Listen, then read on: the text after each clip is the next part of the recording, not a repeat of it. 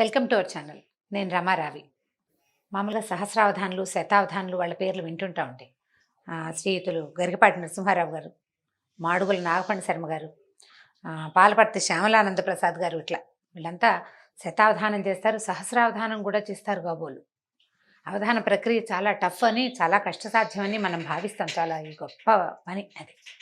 అయితే స్త్రీలు కూడా శతావధానులు, సహస్రావధానులుగా ఉంటుంటారండి. మరి శతం సహస్రం ఊరికే మాట వరుస కంటున్నా కానీ అవధానం చేస్తాం. 10 రకాల పనులు ఎట్ ఏ టైం చేయటం. అవధానం అంటే అదే కదా. అయితే మనకి ఏ గుర్తింపు ఉండదు, మనెవరు మేకతోలు కప్పరు, గుర్తింపులు ఉండవు. కానీ ఈ అవధాన ప్రక్రియ చాలా సహజంగా మన జీవితాల్లో ఉంటూ ఉంటుంది. ఏం చేస్తాం చూద్దాం. పొద్దున్నే లేస్తామనుకోండి, లేచి బ్రష్ చేసుకుని లేదా ఒక చెంబు నీళ్ళు పోసుకుని, రకరకాల ఎవరి అలవాట్లు వాళ్ళవి, వంటింట్లోకి వస్తే ఒక స్టవ్ మీద ఒక దాని మీద పాలు, ఇంకో దాని మీద డికాక్షన్, ఇంకో దాని మీద కుక్కర్ పెడతాం, చపాతీలు, పిండి కలపటం, కూరలు దరుకోవటము, పని మనిషి వస్తే ఆ గిన్నెలు బయటేయటం, అప్పుడే పిల్లల్ని నిద్ర లేపటం, పాలవాడు వస్తే పాలు తీసుకోవటం. ఇప్పటికి ఎన్ని అయినాయి ఏమిటో చాలా చెప్పాను, లెక్క పెట్టగంట. ఇవన్నీ అయినాయా? వీటితో పాటు మధ్యలో ఫోన్ కాల్స్ వస్తాయి, ఆకుకూరలు మాతో వినిపిస్తుంది, ఎక్కడో వినపడిన అరటిపళ్ళ వాళ్ళ కేకని చూసుకుని అరటిపళ్ళ అబ్బాయిని పిలుచుకుంటాము. ఇప్పటికి ఇంకా చాలా పనులు అయిపోయినాయి.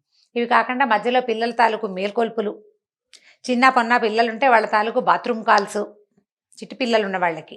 అక్కడి నుంచి ఇంకా కొంచెం ముందుకెళ్తే ఈ కుక్కర్లు, పాలు గీలు దింపేస్తే మళ్ళీ టిఫిను, దాని ఏర్పాటు, దాన్ని ఒకళ్ళకి పెట్టడము, ఒకడికి నోట్లో పెట్టాల్సి రావటం, ఇంకొకటికి బాటిల్లో పాలు పోసి అందించాల్సి రావటం, ఇలా ఇలా రకరకాల పనులు చేసేస్తాం. మల్టీ టాస్కింగ్ అంటారు సింపుల్గా దీన్ని. ఒకేసారి రకరకాల పనులని హ్యాండిల్ చేయటం. సాధారణంగా గృహిణులు అందరూ, ఇళ్లల్లో ఉండే ఆడవాళ్ళందరూ ఈ పని చేస్తారు. మగవాళ్ళు కూడా చేస్తారనుకోండి, మనం వాళ్ళ సంగతి మాట్లాడలేదు కదా, మనం మామ్లో ఉన్నాం కాబట్టి మన సంగతే మనం మాట్లాడదాం. ఈ మల్టీ టాస్కింగ్ హ్యాబిట్గా, అలవాటుగా ఉండి చేయగలిగే వాళ్ళు గెలిచేస్తారండి ఏదో రకంగా. అప్పుడప్పుడు ఫెయిల్ అవుతుంటాం. ఈ పట్టుకెళ్తున్న గిన్నెలో ఏదో ఒకటి పడిపోతుంది, పాలు పొంగిపోతాయి, డికాక్షన్ పోస్తుంటే పక్కకు పడిపోతుంది, ఇడ్లీ పెడితే నీళ్లు కొట్టేస్తాయి, దోశలు ఎన్నిసార్లు వేసినా ఏమిటో మొదటి దోశలు 3-4 దోశలు చెడిపోతాయి, రోజు చేసే చపాతీ ఒక రోజు అదేదో దేశపు పటం వస్తూ ఉంటుంది. ఇలా ఏవో చిన్న చిన్నవి అవుతాయి అనుకోండి, చేజారి పడిపోవటాలు, కప్పులు పగిలిపోవటాలు, అవన్నీ న్యాచురల్గా జరుగుతాయి. అయినా కూడా ఈ పని అంతా చేస్తూ ఉంటాం. ఇది ఏ ఏజ్ వాళ్ళు చేయగలుగుతారు, ఏ ఏజ్ వాళ్ళు చేయలేరు అని చెప్పడానికి వీల్లేదండి. ఈ మల్టీ టాస్కర్స్గా ఉండటం అనేది ఒక బేసిక్ ప్రజ్ఞ. జనరల్గా తల్లుల్ని చూసి పిల్లలు నేర్చుకుంటారు ఇవి.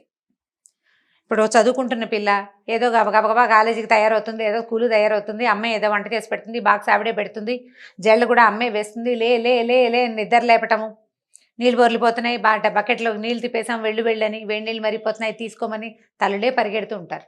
ఈ పనులన్నీ చేయించుకున్న పిల్లలు కాస్త పెద్దవాళ్ళు అయ్యాక ఉద్యోగాల్లో చేరి, ఏ పెళ్ళిళ్ళు అయితే ఉద్యోగాన్ని పెళ్ళిని చక్కగా బ్యాలెన్స్ చేసుకోగలుగుతారు. ఇలాంటి బంగారు తల్లుళ్ళకి చెప్పక్కర్లా, వాళ్ళకు వచ్చు అవన్నీ. కొంతమందికి రావు చూడండి, వాళ్ళకి చెప్పాలి. ఎవరికి రావో చూద్దాం. తల్లులే అన్నం పెట్టి, తల్లులే తయారు చేసి, తల్లులే ఇస్త్రీ బట్టలు కూడా చూసి పెట్టిన వాళ్ళకి కొంచెం తక్కువగా వస్తాయండి. వస్తాయి వాళ్ళకు కూడా, కానీ బాగా రాదు. వీళ్ళు చాలామంది మాకు టీ పెట్టడం రాదు, మాకు అన్నం వండటం రాదు, అన్నీ మా అమ్మే చేసేది, మా అమ్మ సరిగా పెంచలేదు, మా అమ్మ నాకు నేర్పించలేదు, ఇలాంటి కంప్లైంట్లతోటి అరకొరగా పనులు చేస్తూ ఎప్పుడు తమ విసుక్కుంటూ లేదా ఎవరితోటైనా విసుక్కోబడుతూ అలా ఉంటూ ఉంటారు. బీ ఏ మల్టీ టాస్కర్, ఇది వాళ్ళ మన స్లోగన్. మల్టీ టాస్కర్ అవ్వండి, అవధాని అయిపోవాలి. మనం ఎలా అయిపోతామో చూద్దాం. ఉద్యోగం కొత్తగా చేరిన అమ్మాయి చదువు అయిపోయింది, ఉద్యోగంలో చేరింది, పెళ్ళి కాలేదు, పెళ్ళి అవల, ఇంకా అమ్మ దగ్గరే ఉంది. అలాంటప్పుడు ఏం చేస్తారంటే, పిల్లలు చక్కగా షోక్గా తయారయ్యి ఉద్యోగాలకు బాగా వెళ్తారు, మంచి మంచి జీతాలు వస్తాయి, లేదా చిన్నదో పెద్దదో జీతం వస్తుంది అనుకుందాం, ఏదో ఇంటికి సరదాగా 2 వస్తువులు తెస్తారు, అమ్మని సినిమాకి తీసుకెళ్తారు, ఏమైనా కొనుక్కొస్తారు. ఆ పిల్లకి వేళకి అమర్చి పెట్టడం తన డ్యూటీగా భావిస్తుంది అమ్మ. డ్యూటీగా భావించి, అసలే పిల్ల కష్టపడి వస్తుందని సాయంత్రానికి పిల్ల రాగానే వేడివేడిగా ఏదో అంత తినడానికి చేసి పెట్టడం, ఒక కాఫీయో టీయో ఇవ్వటం, పిల్ల రిలాక్స్ అయ్యేటట్టుగా చూడడం, అది ఏదైనా షికారుకి వెళ్తానంటే దాని ఏర్పాటు కూడా చేయటం, బట్టలు ఉతికించడం, ప్రెస్ చేయించి రెడీగా పెట్టడం, ఏదైనా కుట్లు గిట్లు ఊడిపోతే ఇమీడియట్గా ఆ కుట్లు గబగబా చేత్తోటో కాలుతోటో ఏదో రకంగా వేసేసి ఇచ్చేసి పిల్లలకి అన్ని రకాలుగా వైనంగా ఏర్పరిచే తల్లులు ఎక్కువగా ఉన్నారండి ఇవాళ రేపు, చాలా ఎక్కువగా. మగపిల్లలకి ఇలాగే చేస్తారు. నేను పిల్లకి ఎందుకని చెప్తున్నానంటే, మన మామ్స్ గురించి మాట్లాడాలి అని అనుకుంటున్నాం కాబట్టి. ఇలా అలవాటైన పిల్లలు, ఆడపిల్లలు రేపొద్దున ఒక 4-5 సంవత్సరాలు ఉద్యోగం చేశాక వివాహం చేసుకుంటారా, అప్పుడు ఈ వెనకాల అమర్చి పెట్టే అమ్మని మిస్ అవుతారు. ఎవరు అమర్చి పెట్టకపోయేసరికల్లా అన్నీ తమే చూసుకోవాల్సి రావటం కాకుండా ఈ కొత్తగా ఏర్పడిన కొత్త అదనపు బాధ్యత ఉంది కదా, వైఫ్ బాధ్యత, భార్య బాధ్యత, అది కష్టమైపోతుంది. హ్యాండిల్ చేయలేకపోతారు, విసిగిపోతారు. పైగా అవతల వాళ్ళ వాంటింగ్స్ ఎక్కువగా ఉంటాయి. అందులో అత్తవారు వాళ్ళు ఉంటే ఇక అసలు చెప్పనే అక్కర్లేదు. మా పిల్లకి అన్నీ వచ్చు, ఉద్యోగం చేస్తున్నా మా అమ్మాయి వంట చేస్తుంది, నీకు అది కూడా రాదా అంటారు. మనం పిల్ల బట్టలు ఇస్త్రీలే చూసుకోదు, అన్నీ అమ్మాయి చేసి పెట్టిన పిల్లకి అన్నం వండటము, టీ కలపటము ఎలా వస్తుంది? చచ్చి చెడి ఎలాగోలాగా నేర్చుకోవాలి. ఉద్యోగానికి 6 నెలలు సెలవు పెట్టి నేర్చుకోమంటే కుదురుతుంది? కుదరదే. సెలవులు గిలవులు కుదరవు. ఉద్యోగానికి వెళ్ళిపోవాలి. మహా ఏదో 10-15 రోజులు సెలవు ఇస్తారు పెళ్ళికి. ప్రీ మ్యారిటల్ సెలవులు, పోస్ట్ మ్యారిటల్ సెలవులు అని. అంటే డెలివరీ లాగా చెప్తున్నాను అనుకోండి, కాదు, పెళ్ళికి ముందు ఏదో మెహందీ ఉంది, అది ఉంది, ఇప్పుడు అడుగుతున్నారు కదా, ఓ వారం 10 రోజులు సెలవులు తీసుకోగలుగుతారు.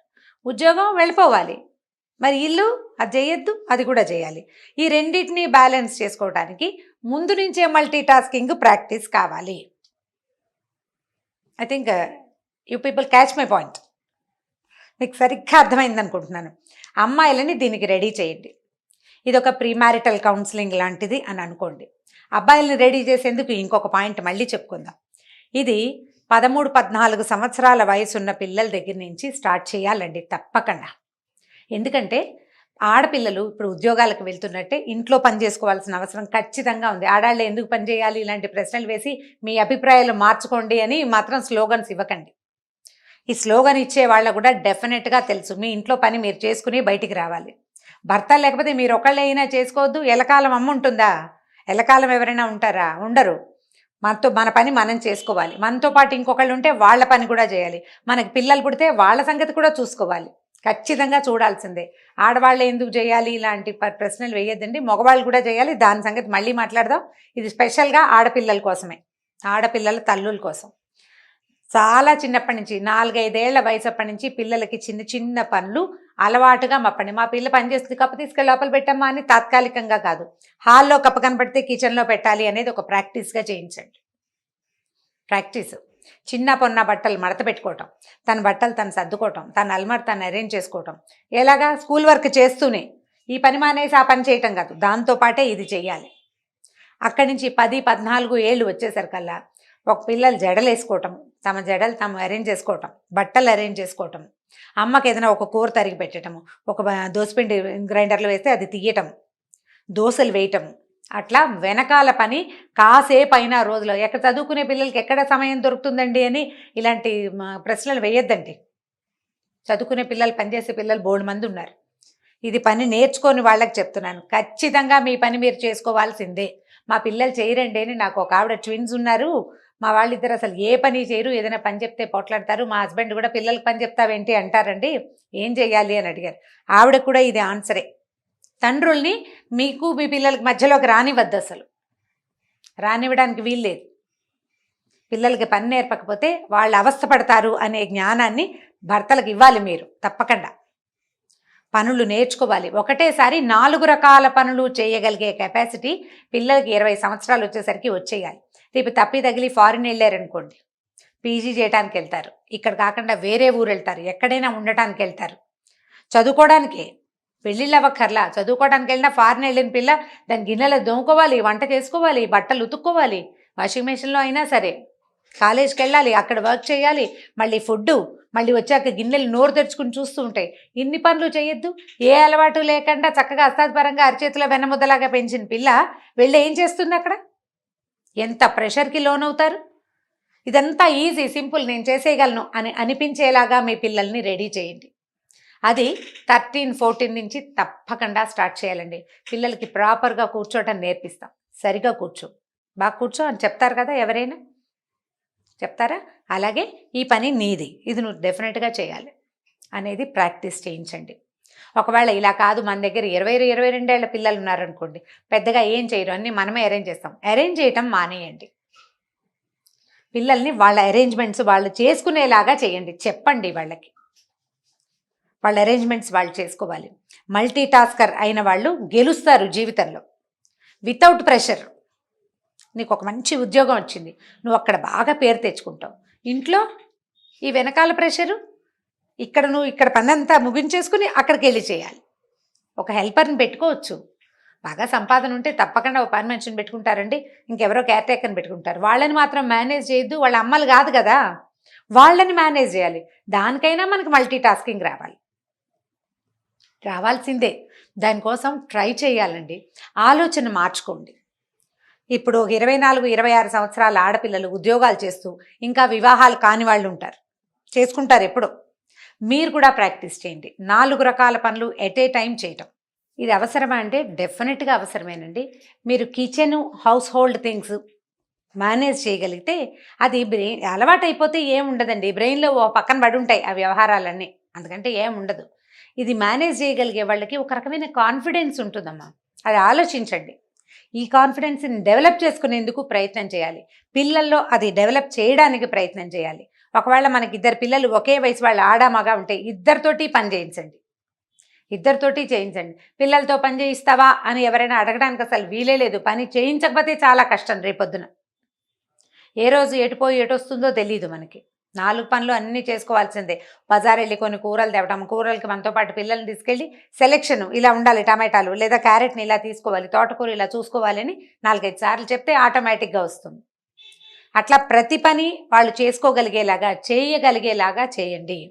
ఇది ప్రాక్టీస్ చేయండి. ఈ 4 రకాల పనులు చేయగలిగే ప్రాక్టీస్ ఉన్నవాడు బయటికి వెళ్ళి ఏదైనా చేస్తాడు. లేదా బయట పని ఒకటే వచ్చి ఇంటి పని రాకపోతే ఎవరొచ్చి అన్నం పెడతారా అని చూసే పరిస్థితి వస్తుంది. అన్నం కోసం వెయిట్ చేయకపోయినా చెయ్యలేకపోతారు. ఇంటిని మేనేజ్ చేయలేక స్ట్రెస్ ఫీల్ అవుతారు. ఈ స్ట్రెస్ మీకు వర్క్ మీద పడుతుంది. ఇది మీరు ఈజీగా అలవాటుగా చేసేసారనుకోండి, దీని ప్రెషర్ ఏముండదు. దీని దారి దీంది, దాని దారి దాంది. 2 సైమల్టేనియస్గా 2 రైలు పట్టాల్లాగా నడిచి వెళ్ళిపోతుంది జీవితం హ్యాపీగా. ఉద్యోగంతో పాటు ఇంటిని మేనేజ్ చేయటం అనే దాన్ని ప్రాక్టీస్ చేయండి. ఇది కాకుండా అంటే ఇంకొక పాయింట్ చెప్పాలనుకుంటున్నాను. కొంతమంది ఒక టైంలో ఒక పనే చేయాలని భావిస్తారు. 2-3 పనులు చేయరు. కాఫీ తాగితే కాఫీయే తాగాలి, కూర్చుని స్థిమితంగా ఒక చోట కూర్చుని కాఫీ తాగాలి. అది అయ్యాకే రెండో పని. పొయ్యి మీద పాలు పెడితే ఆ పాలకేసే చూస్తూ ఉండాలి. రెండో పని చేయకూడదు. అంటే చేయలేరు. ఫోకస్డ్గా చేయాలి ఒకే పనిని అని భావిస్తారు. అలా అయితే టైం సరిపోదండి. ఒకవేళ మీరు కనుక అలాంటి డిజార్డర్ ఉండి ఇలాంటి ప్రాబ్లమ్స్ ఉన్నవాళ్ళు ఎవరైనా ఉంటే మన వ్యూవర్స్లో, అందుకోసం చెప్తున్నాను అనమాట.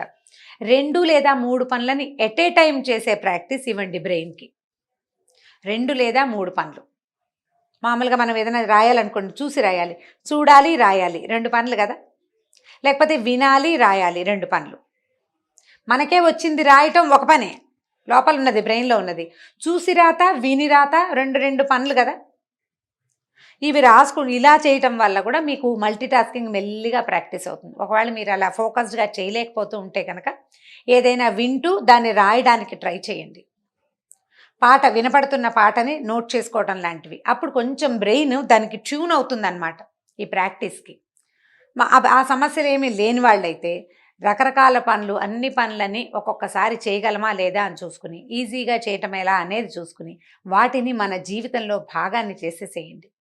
అప్పుడు మీరు అన్నిటినీ హ్యాండిల్ చేయగలుగుతారు. మనం కూడా పెద్ద పెద్ద వాళ్ళ పేర్లలాగానే సహస్రావధాని, శతావధాని అని అనిపించుకోవచ్చు. చక్కగా అన్ని పనులు చేసేసుకుంటుంది. ఇంటా బయట గెలుస్తున్నాము అని అనిపించుకోవాలంటే ఇది చాలా ముఖ్యంగా చేయాలి. ఈ ఇంటి ప్రెషర్ వల్ల ఆఫీస్లో సరిగా హ్యాండిల్ చేయలేకపోతే మనకు అక్కడ మంచి పేరు రాదు. ఒకవేళ ఆల్రెడీ మంచి పేరు ఏదైనా ఉంటుంది, పోతుంది. జనరల్గా పిల్లలు పుట్టిన కొత్తల్లో కొంచెం ఇలా కష్టంగా అయిపోతుంది. నిద్ర సరిపోదు, పిల్లల్ని హ్యాండిల్ చేయలేకపోతాము, పెద్దవాళ్ళని హ్యాండిల్ చేయలేకపోతాము, ఇల్లు వాకిలంతా క్లమ్జీగా అయిపోతుంది వ్యవహారం. ముందు నుంచి ఈ ప్రాక్టీస్ ఉన్నవాళ్ళు కొంచెం ఈజీగా చేయగలుగుతారు. కాస్త ఈజీగా ఆలోచించి చూడండి. మల్టీ టాస్కింగ్ చాలా సులువు బై ప్రాక్టీస్. ప్రాక్టీస్ చేస్తే చాలా సులువుగా ఉంటుంది. ఇది ఆలోచించి నా జీవితంలో ఇది ఉందా లేదా, ఒకవేళ ఇది లేకపోతే దీన్ని ఇన్కల్కేట్ చేసుకోవాలి అని భావించే వాళ్ళకి, ఒకటి పిల్లల్లో ఈ రకమైన ప్రవృత్తిని ఇలా అన్ని పనులు చేయగలిగి 4 పనులని ఎట్ ఏ టైం చేయగలిగే సామర్థ్యాన్ని పెంపొందించాలని భావించే వాళ్ళ కోసమే ఈ వీడియో చేయబడింది. ఇది కనుక మీకు నచ్చినట్లయితే లైక్ చేయండి, షేర్ చేయండి. మరిన్ని వీడియోస్ కోసం మా ఛానల్ని సబ్స్క్రైబ్ చేసుకోండి.